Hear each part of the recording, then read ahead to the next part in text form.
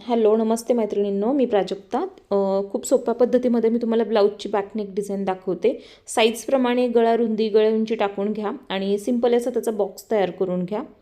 त्यानंतर बघा आपल्याला काय करायचं आहे, इथे संपूर्ण ब्लाऊजच्या उंचीचं माप घ्यायचं आहे. जे तुम्ही अस्तरवर कट केलेलं आहे ते माप टाकून घ्यायचं आहे आणि इथे पण एक लाईन मार्क करून घ्यायची आहे. त्यानंतर बघा आपल्याला कर्व शेप घ्यायचा आहे कोपऱ्यामधून. अशा पद्धतीमध्ये पॅचवर्क डिझाईन आहे ही. तर वरच्या साईडला पण थोडासा इथे कर्व घेतलेला आहे मी. वरच्या साईडला मी फ्रेंच कर्व वापरते, जेणेकरून याचा जो शेप आहे तो छान येईल. तर सिंपल असं याचं मार्किंग झालेलं आहे.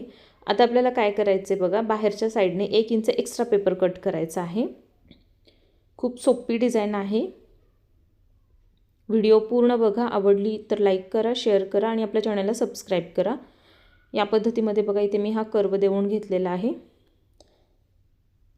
आता याचं कटिंग करायचं नाही. समजा तुम्हाला खूप छान पद्धतीमध्ये शिलाई येत आहे, तुम्हाला खूप छान प्रॅक्टिस आहे, तर तुम्ही कट करू शकता. पण ज्यांना बिलकुल प्रॅक्टिस नाही आहे, जे आता नवीनच डिझाईन करायला शिकत आहेत, त्यांनी याचं कटिंग करायचं नाही आहे. काय करायचं, सेम बॅक साईडला ट्रेसिंग करून घ्यायचं आहे. तर मी हा शेप देऊन घेतलेला आहे बघा आतल्या बाजूला. बाहेरचा जो एक्स्ट्रा पेपर होता तो इथे मी कट करून घेतला. यानंतर काय करायचं आहे, पेपर उलटा करायचा आणि ते पुसट मार्किंग आपल्याला दिसत असतं, त्यावरून डार्क करायचं. समजा दिसत नसेल तर स्केच पेनचा वापर करा. स्केच पेनचं मार्किंग बॅक साईडला व्यवस्थित दिसतं. तर मी थोडंसं इथे डार्क करून घेत आहे, कारण मला बॅक साईडला हे डिझाईन दिसत नाही आहे. बघा अशा पद्धतीमध्ये इथेही मी मार्किंग करून घेतलेलं आहे. यानंतर याला सेंटर लाईन मार्क करून घ्यायची आहे. इथे मी सेंटर लाईन मार्क करते.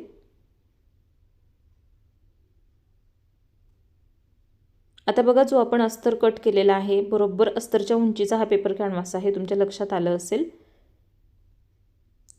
आता आपल्याला काय करायचं आहे, अस्तरला पण सेंटर लाईन मार्क करून घ्यायची आणि बरोबर सेंटर लाईनला सेंटर लाईन मॅच करून हा जो पेपर आहे तो याच्यावरती स्टिच करून घ्यायचा आहे. तर बघा मी मधल्या साईडला एक स्टिच देते आहे.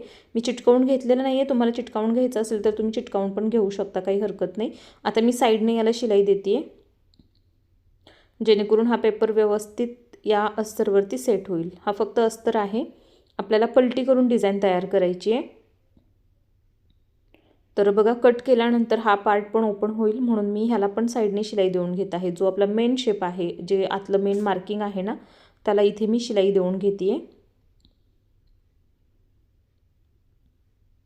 आता मी याचं कटिंग करून घेत आहे. बघा बरोबर जे आपलं मार्किंग आहे त्या मार्किंगवरूनच कटिंग करायचं आहे, आत बाहेर करायचं नाही. आणि जी शिलाई केलेली आहे ना मी, ती मार्किंगच्या आतल्या साईडला केलेली आहे. तर अशा पद्धतीमध्ये याला मी कट करून घेतलं. कटिंगच्या नंतर हा जो खालचा पॅच आहे तो आपल्याला कट करून साईडला ठेवायचा आहे, कारण तो मेजरमेंटसाठी लागणार आहे. यानंतर ब्लाऊजचं जे मेन फॅब्रिक आहे ते आपल्याला घ्यायचं आहे आणि त्याच्याप्रमाणे त्याचं कटिंग करून घ्यायचं आहे. तर बघा मेन फॅब्रिकचे 2 तुकडे आहेत. मी आतल्या साईडने याला असं कट करून घेत आहे. हवं तर बाहेरच्या साईडने पण आपण कटिंग करून घेऊ शकतो, किंवा हा पार्ट कंप्लीट झाल्यानंतर पण ते कटिंग करू शकतो. ही डिझाईन मी अशा पद्धतीमध्ये दाखवत आहे. तुम्ही कितीही नवीन शिकणारे असाल तरी तुम्हाला डिझाईन तयार करता येईल. अगदी सोपी पद्धत आहे. आता बघा आपल्याला काय करायचं आहे, शिलाई देऊन घ्यायची आहे पेपर कॅनव्हासवरती 1/2 इंचाचं अंतर ठेवून. आणि आतला जो एक्स्ट्राचा भाग आहे अस्तरचा तो कट करा. विनाकारण तो जास्त ठेवू नका, कारण फोल्डिंगमध्ये प्रॉब्लेम येतो, फिनिशिंगमध्ये व्यवस्थित येत नाही, त्याच्यावरती खूप साऱ्या रिंकल्स येतात. कट आठवणीने द्यायचे आहेत. कट दिल्यानंतरच तुमचं हे जे पलटी केल्यानंतरचं फिनिशिंग येतं ते प्रॉपर येणार आहे. आता बघा मी याला पलटी करून घेतलेलं आहे. आता जे साईडचं ओपन अस्तर आहे त्याला मी अगोदर शिलाई करते. तुम्ही जर याला वेळेतच प्रेस करून घेतलं लगेच तर अजून छान फिनिशिंग येणार आहे.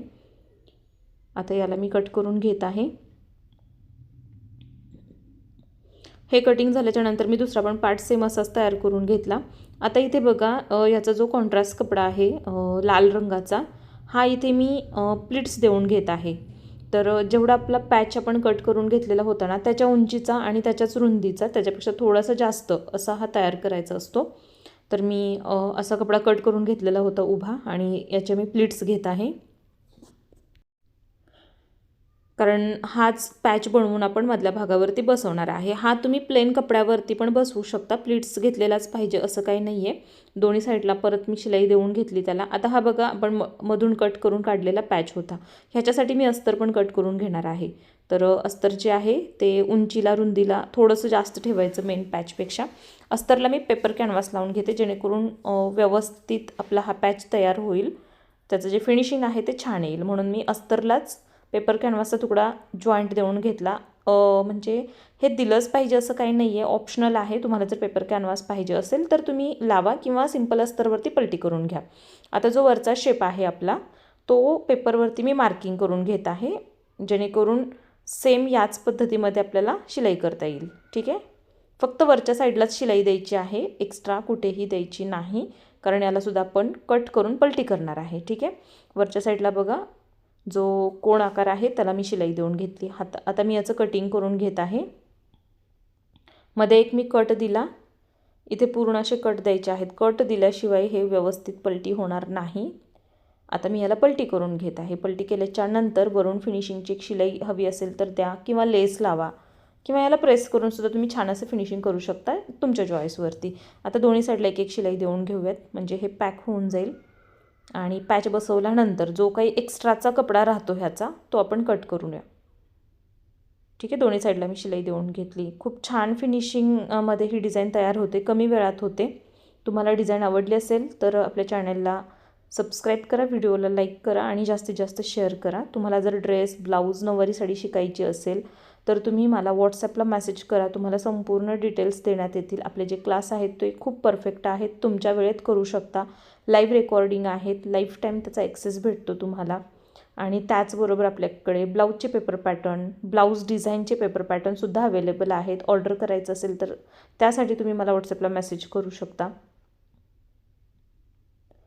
बघा ह्या दुसऱ्या साईडला सुद्धा मी शिलाई देऊन घेत आहे. जो मधला आपण कट केलेला पॅच आहे ना, सेम तेच माप आपल्याला इथे ठेवून तयार करायचं आहे जेणेकरून आपला बॅग लहान मोठा होणार नाही, परफेक्ट मापाचा तयार होईल. आणि जो काही एक्स्ट्रा राहिलेला होता ना तो मी इथे कट केला. कट केल्यानंतर खाली सिंपल कंबरपट्टी लावून घेतली आणि साईडने लेस लावलेली आहे.